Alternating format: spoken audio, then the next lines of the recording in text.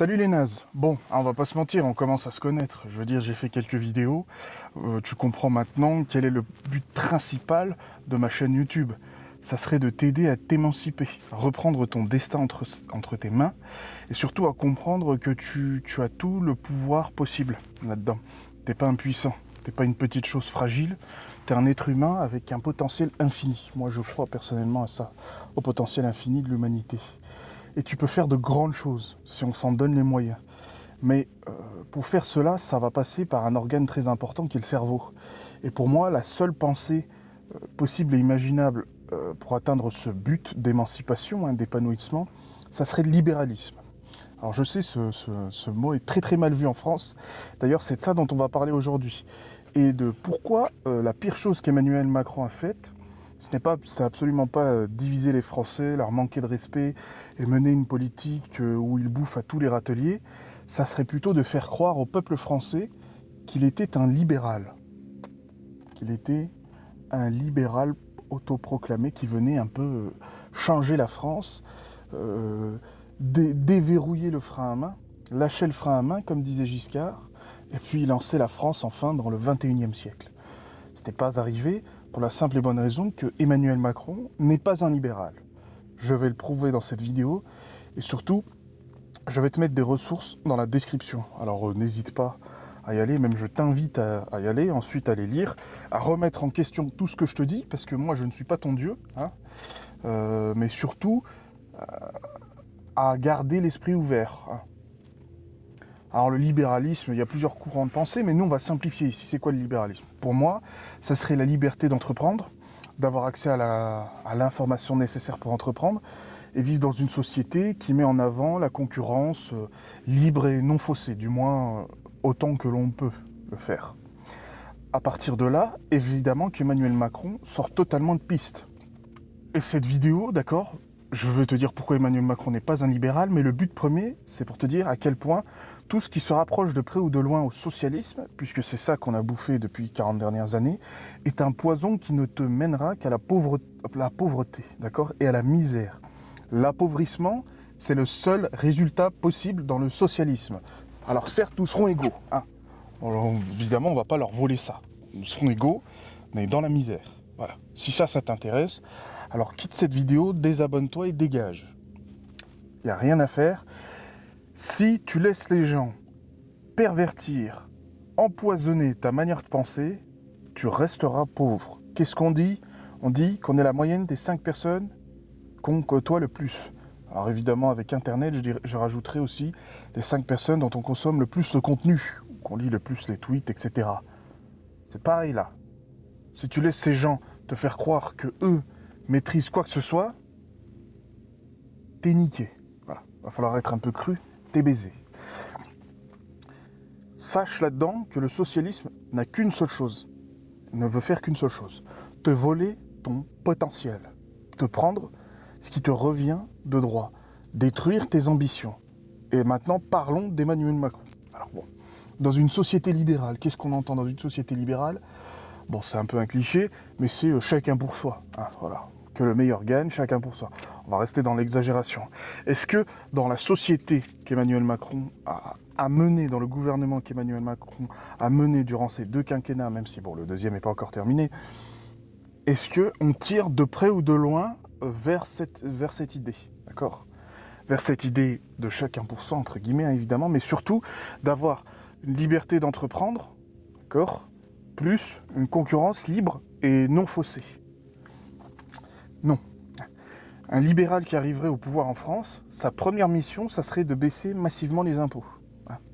Puisque la France, qui serait apparemment un pays néolibéral, qui aurait bouffé 40 ans de libéralisme, a la pression fiscale la plus importante, je crois déjà, de tous les pays d'Europe. Et même, on est pas mal mondialement. Franchement, on tape top 3, d'accord?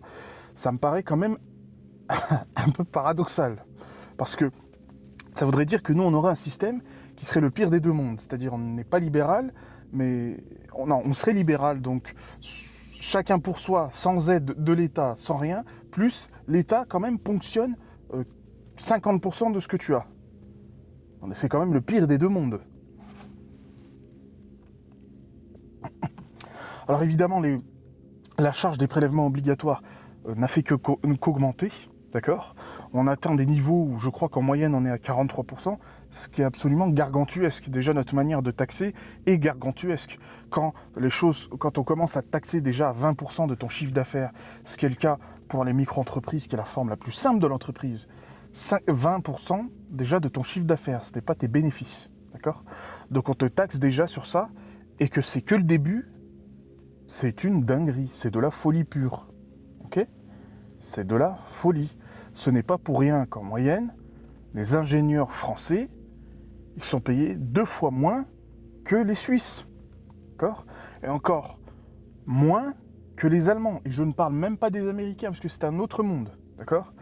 Où nos ingénieurs sortent d'école, bac+5, et peuvent prétendre à toucher entre 25 et 32 000 euros par an. C'est de la folie. Dans des domaines où on a besoin de gens, d'accord? On a besoin de personnes, des domaines archi pointus, il n'y a pas énormément de concurrence, puisque tu n'en sors pas des millions des diplômés. Il y a toujours besoin, notamment c'est ce que j'avais vu dans le nucléaire, dans l'aéronautique, ils avaient besoin de ces ingénieurs. Et malgré ça, tu trouves pas... malgré ça, t'es quasiment autant payé qu'un commercial. Alors, loin de moi de dénigrer n'importe quel autre métier. Mais là, reprenons les bases. Libéralisme, concurrence, libre et non faussée. Qu'est-ce qu'on dit là-dedans? Le marché, c'est l'offre et la demande. Je veux dire, si l'offre est rare, son prix augmente. Si la demande est rare, son prix diminue. Bon, je simplifie, hein.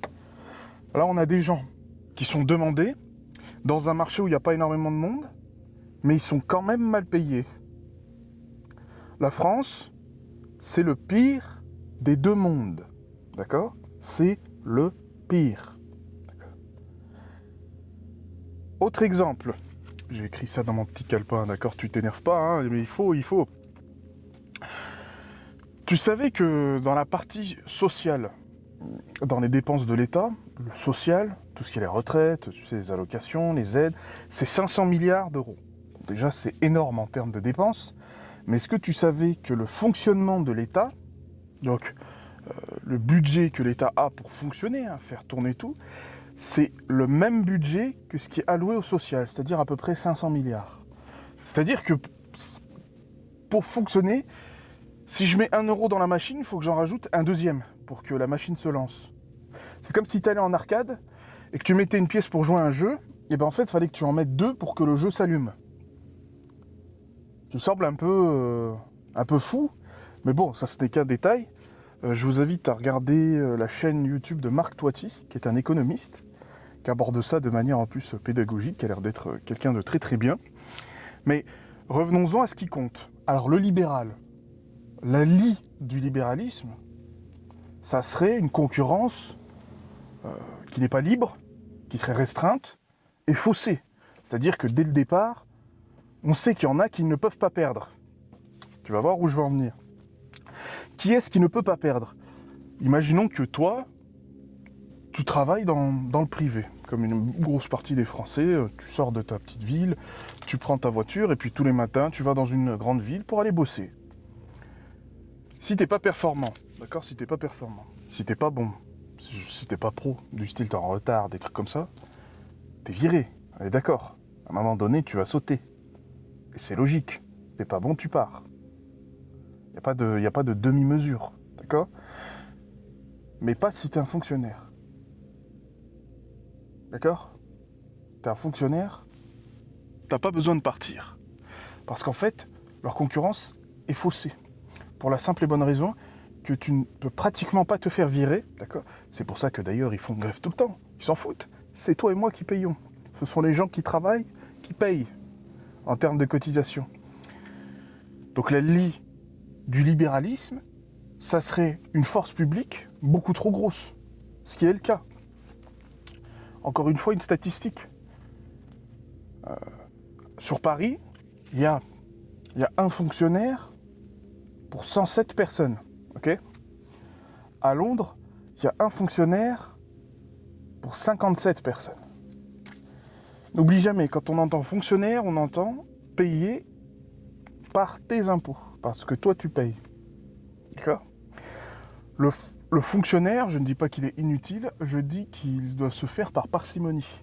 Et l'emploi public, d'accord ? L'emploi public a encore une fois augmenté dans ce quinquennat, parce que c'est quelque chose qui est assez important à dire, c'est que sur les 40 dernières années, droite ou gauche, rien n'a changé, d'accord ?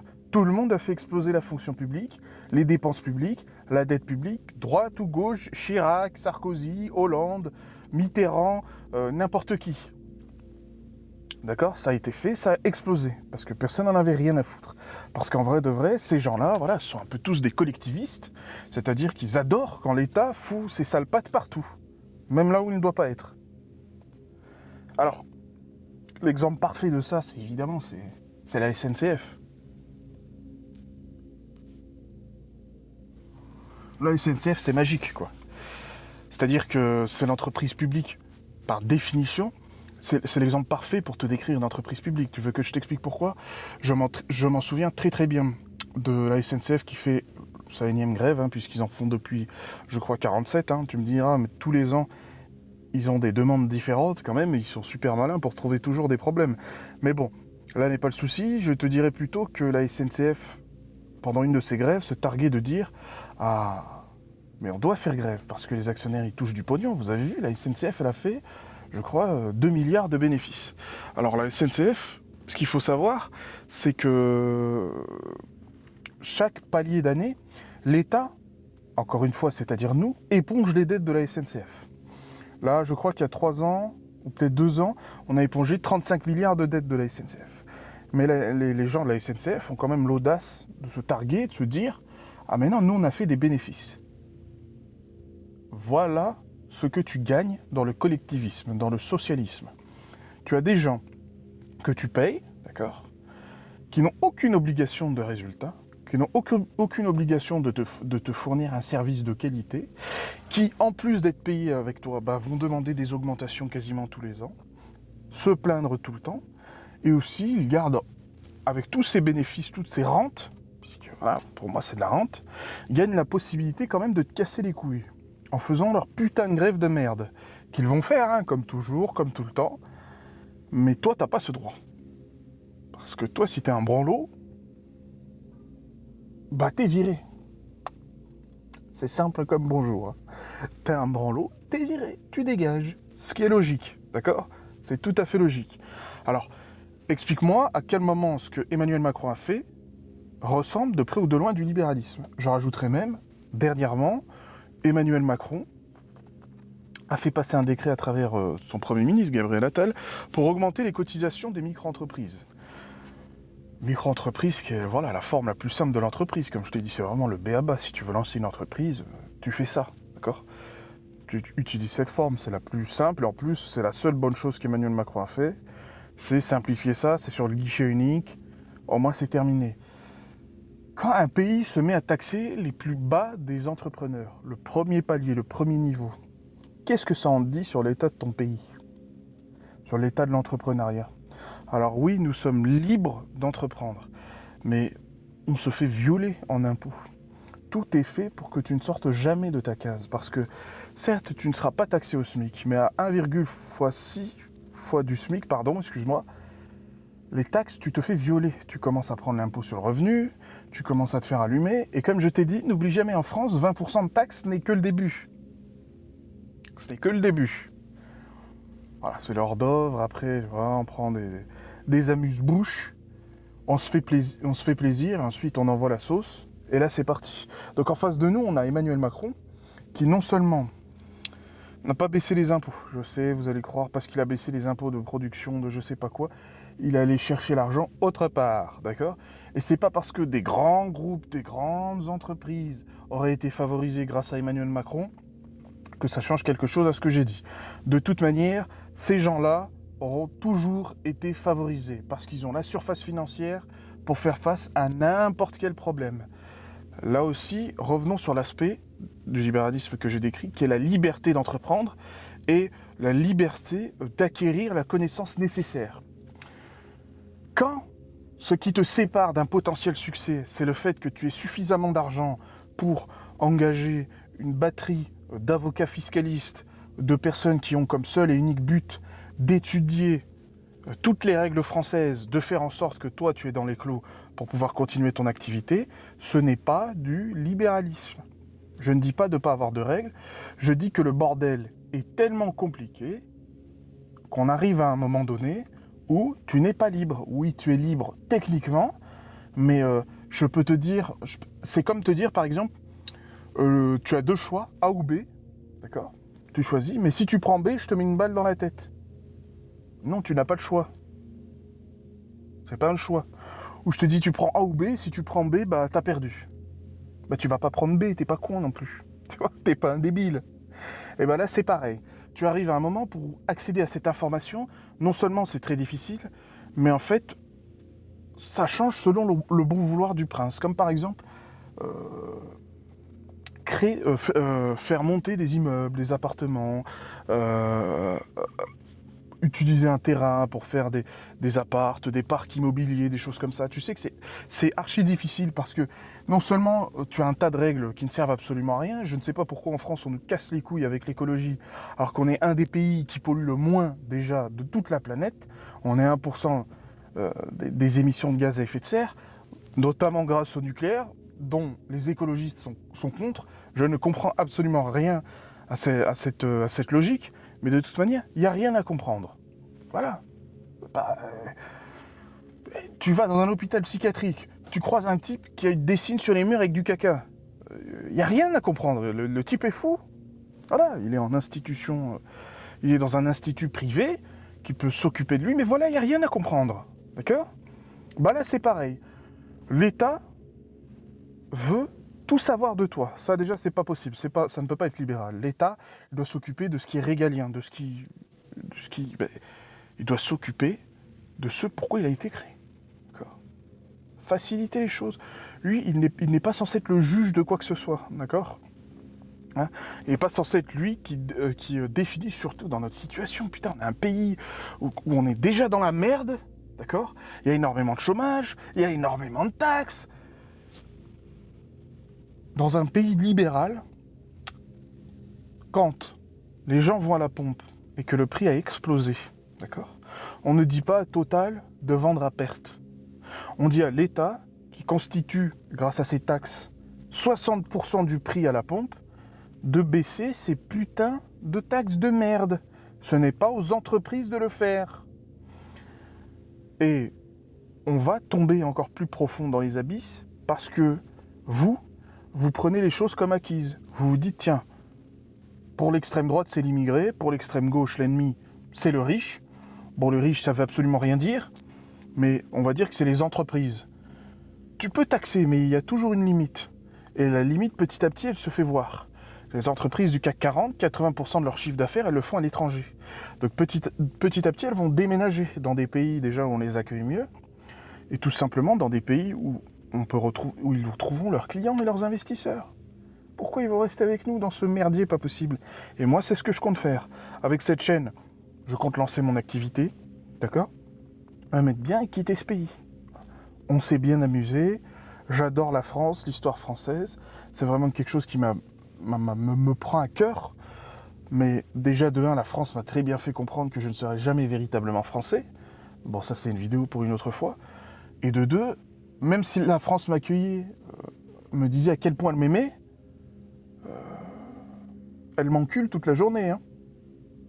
Elle me fait chier, hein, tout le temps. Donc Macron n'est pas un libéral. Un libéral, ça ne peut pas être un étatiste. Ça ne peut pas être un collectiviste.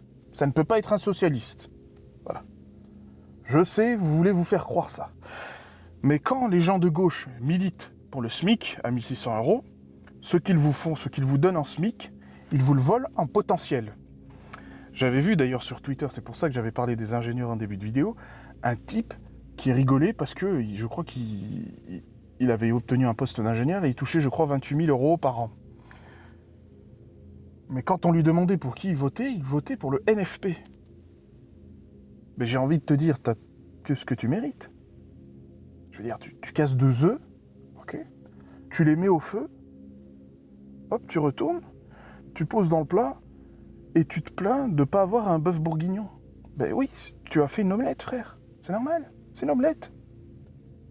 Bah là, c'est pareil. Si tu votes ce genre de programme, et je ne parle même pas de voter Rassemblement National, pour moi, le programme économique, c'est très gauchisant. Hein. Je ne vois pas assez de baisse d'impôts, de baisse des coûts de fonctionnement de l'État, de réduction drastique du nombre de fonctionnaires, de taillader dans toutes les règles, les réglementations, les normes, les CERFA, les choses comme ça qui sont un nombre gargantuesque, tu en noies des gens. C'est pas possible d'avoir autant de règles dans ce putain de pays, genre. Je dis pas que ça doit être le Far West, mais putain, on a des règles pour tout. Oh, laissez les gens faire un peu leur vie. Mais ça, je n'ai pas vu. Donc forcément, c'est mauvais. D'accord, c'est mauvais. Alors évidemment, l'aspect immigration, je suis plutôt d'accord avec le Rassemblement National. Hein. Peut-être pas au même degré, mais évidemment qu'on doit régler ce problème. Mais encore une fois, ce mec sur Twitter qui se plaignait, mais qu'est-ce que tu veux faire dans un pays comme ça ? Je veux dire, la seule chose à faire, c'est d'éduquer les gens, de leur montrer la voie, leur faire comprendre. Et c'est ça l'avantage que l'on a et que j'ai quand j'ai fait ces vidéos, d'accord ? C'est que toi, tu vas m'écouter parce que dans ta vie, c'est sûrement la merde, d'accord ? Et que tous les blablas qui t'ont sorti, ça n'a pas fonctionné, d'accord ? Tout ce que tu trouves, ça ne fonctionne pas. Tous les influenceurs qui sortent du trou au moment des élections pour dire voter à gauche, hein, ou voter Emmanuel Macron, t'as compris que tu t'étais fait baiser. Parce que eux, maintenant, ils repartent dans leurs îles dorées et toi, t'es toujours dans la fange. T'es toujours dans les bas-fonds parisiens, t'es toujours dans les catacombes, à bouffer de la merde.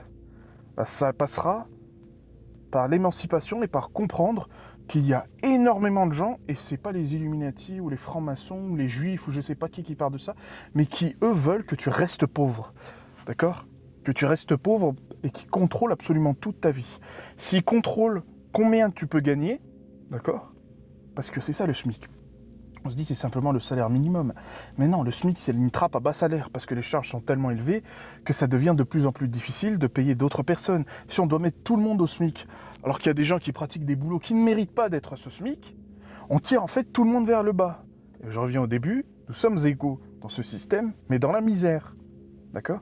Et en fait, ce que ça crée un écart énorme entre les gens qui gagnent beaucoup et les gens qui gagnent peu, donc le SMIC, d'accord ? Et pour traverser ce désert, il va falloir faire un plongeon, une accélération incroyable. Passer de 1006 à 4005, tu vois ? Mais même 4005, en France, c'est énorme. Mais j'ai déjà croisé des gens qui, pour eux, ce n'est rien. Alors je sais, moi aussi, j'étais sur le cul. 3000 balles, quand j'entendais ça, c'était vraiment le top du top. Et les statistiques, si toi aussi tu crois ça, te donneront raison. Parce qu'en France, 3000, 3005, t'es dans les 10% des gens qui gagnent le plus d'argent. 10%, les 10%. Quand j'entends les 10%, j'entends l'élite. Mais pas du tout, d'accord ? C'est juste que nous, on a tiré le niveau tellement bas que ça devient beaucoup. Alors, t'es dans les 10% les plus riches. Mais maintenant, il est l'heure de te faire violer. Parce qu'il y a les impôts qui vont arriver. Alors, les impôts pour payer quoi ? Personne n'en sait rien du tout. Avec le nombre d'impôts, normalement, quand je prends le bus, il y a une meuf qui descend, qui me taille une pipe, d'accord ? Qui m'accompagne dans le bus. J'arrive toujours à l'heure. Le bus, il est incroyable, d'accord ? Il y a des serveurs, des serveuses, tout ce que tu veux. Et pendant le trajet, je me fais encore sucer, normalement, avec tous les impôts qu'on paye. Et pourtant, j'ai des services publics de merde. Je passe ma vie à attendre. C'est pour ça, dès que j'aurai l'argent, j'irai dans le privé, je m'en bats les couilles de payer plus. C'est inacceptable de passer sa vie à attendre. D'accord ? Service de merde, ils font grève tout le temps, ils cassent les couilles, ils parlent comme si c'était comme s'ils étaient des Gazaouis.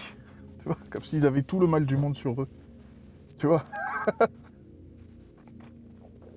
Surtout, comprends ça. Toutes ces personnes qui veulent plus d'État, ils sont par définition contre toi. Deuxièmement, d'accord ? Moins on met en avant le mérite, manière de travailler, puisque c'est ça en France, d'accord ? Quand tu es fonctionnaire, c'était pas le mérite qui gagne, vu que tu n'es jamais viré, ok ? C'est pas possible. De deux, quand le salaire minimum est aussi haut, il tire tout le monde vers le bas, mais aussi c'est la preuve même que le mérite n'a aucune valeur pour ces gens-là, d'accord? Que le mérite, que le fait de travailler, que le fait de se créer un business plan, de le suivre, et de faire face à des remous, de faire face à des difficultés. Ça ne compte pas non plus. D'accord? Donc, prenons un autre exemple par rapport à l'immobilier, et pour te dire à quel point ce socialisme n'a qu'un seul but, c'est te niquer. On est tous d'accord pour dire que les loyers sont archi élevés. HC, c'est quasiment devenu impossible pour l'écrasante majorité des gens. Mais tu sais pourquoi?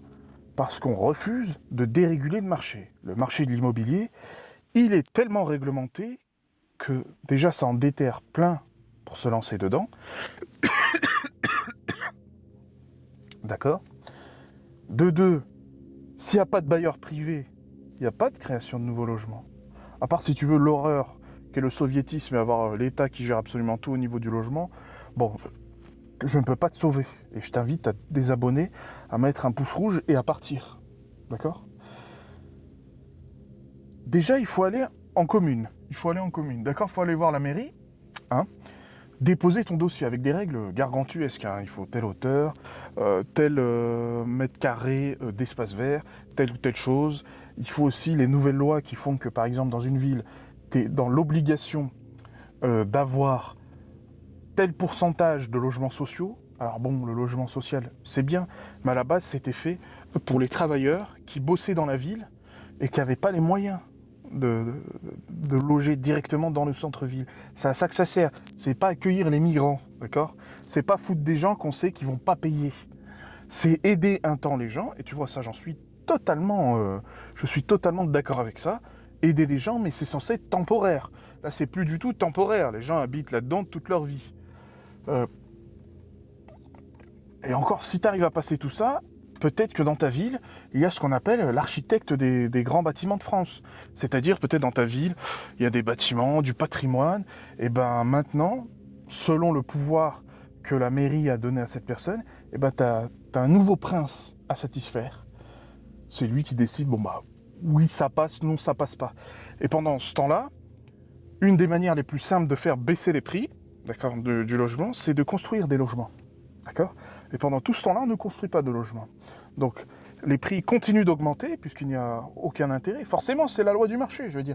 Il n'y a pas beaucoup de logements, et beaucoup de demandeurs, donc prix très élevé, c'est logique. De deux, en France, on ne met pas sur un piédestal le mec qui paye des taxes, par contre, le squatter, il est sur un piédestal. Pour le virer, parcours du combattant. Mets-toi à la place d'un type. Énormément de propriétaires, parce que quand on dit propriétaire, dans ce putain de pays de bolcheviques, on imagine Bernard Arnault. Tu vois, on imagine des grands mecs, ils ont 150 000 par, et puis c'est à cause d'eux que le prix s'élève. Ce n'est pas à cause d'eux que le prix monte. Les trois quarts, une grande partie des propriétaires, ils ont 1 à 2 propriétés. D'accord. Beaucoup de gens, c'est ça. Ils n'ont pas énormément de choses, ils ont pris à crédit pour acheter, pour s'émanciper, ok. Ils tentent de jouer le jeu avec les cartes qu'ils ont eues. Eh ben, ces gens-là, mets-toi à leur place. Si tu te trompes de locataire, ta vie est fichue. Tu vas passer le restant de tes jours à courir après des loyers. En France, il est tout à fait normal d'avoir des gens qui sont dans un logement, qui ne payent pas le loyer, d'accord, qui restent dans ce logement, et avoir par exemple le propriétaire qui fait faillite. Parce qu'en fait, il utilisait le loyer pour payer le crédit qu'il avait utilisé pour acheter le bien, d'accord, qu'il a mis à disposition. Hein, parce que là, je vois déjà les commentaires de sales communistes de merde arriver. C'est un proprio, c'est bien fait pour sa gueule. Oui, mais s'il n'est pas là, il n'y a pas de logement. D'accord? C'est pas l'État qui fait les logements, puisque c'est de la merde. Et les prix continuent d'augmenter pendant ce temps-là. Tu vois, nous, on discute, je fais cette petite vidéo, et les prix augmentent. Il faut déréguler ce putain de marché, d'accord? Pourquoi on force les gens à faire de la rénovation énergétique dans un pays qui n'a que 1% d'émissions de gaz à effet de serre? Est-ce que c'est ça la priorité? Dans un pays qui s'appauvrit, dans une France qui est dans le déclassement, qui tombe dans tous les domaines, est-ce que c'est ça la priorité? Non! Les gens ne touchent pas beaucoup d'argent. Tu touches pas beaucoup d'argent. Pour savoir si le candidat est censé, la première chose que tu vas lui dire, qu'il doit te dire quand tu lui diras « Ah, mon salaire il est pas très élevé, le coût de la vie augmente, j'arrive pas à vivre. » Ok. Je baisse les impôts. Directement, tu verras la différence. Tu verras la différence. Je dérégule le marché. On n'a jamais eu de libéralisme dans ce pays. On n'en a jamais eu. Si tu crois le contraire, il n'y a pas de problème. Parlons dans les commentaires. Je te laisse toutes les informations que j'ai pu te donner. Il y a des graphiques, pas de problème. Toutes les notations, les documents. Mais n'oublie jamais ça. Ces gens-là, leur seul et unique but, c'est que tu restes pauvre, que tu n'aies pas le choix. Si c'est eux qui te donnent à manger, ils décident donc pour qui tu vas voter. Qu'est-ce que tu vas faire? Ils auront le droit de... C'est comme quand tu es chez tes parents quand tu es un gamin, d'accord? Tu peux pas faire n'importe quoi. Bon, la grosse différence, c'est que tes parents, eux, ils t'aiment. Ils veulent ton bien, tu vois? Mais c'est pareil avec l'État. Si tu le laisses te donner ton pain, et c'est ce qu'on fait quand on accepte le SMIC, quand on milite pour le SMIC, c'est ça. Eh bien, il décidera de tout. Qui tu es, comment tu es, qu'est-ce que tu dois penser, qu'est-ce que tu dois dire. En France, on n'a pas besoin de plus d'État. On en a besoin de beaucoup moins. Allez, à plus en bus.